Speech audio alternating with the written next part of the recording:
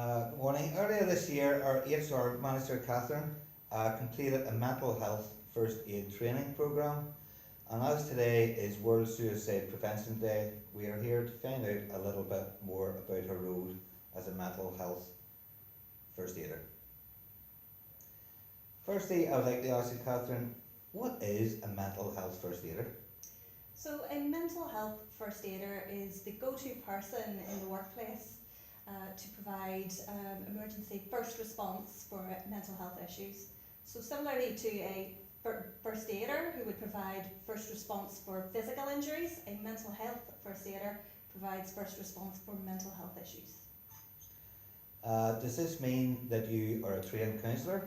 No, unfortunately I'm not a trained counsellor. I have undertaken a programme that qualifies me to provide the first response mental health first aid, but not in terms of long-term counselling. So I am here to listen non-judgmentally. I'm here to assess the risk of any suicide or harm.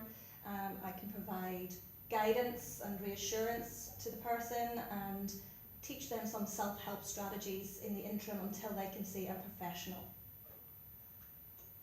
And if somebody was to approach you for whatever reason with issues that they were having themselves, is all this information kept confidential and private?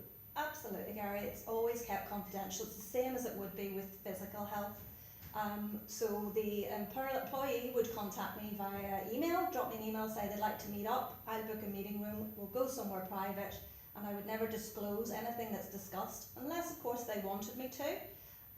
However, the only time I would break confidence would be if I assessed that there was an immediate risk of suicide or harm, and that is my job then to protect them and to protect others. So I would have a responsibility to call 999 and let them know that there was a risk there.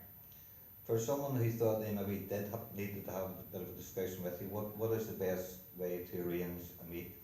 That would be by email, Gary. Just drop me an email. At least then it's all confidential. Nobody can hear you on the phone. You can call me if you prefer, but I suppose to keep it, completely confidential, just drop me an email to my work email address, and I'll respond via that way.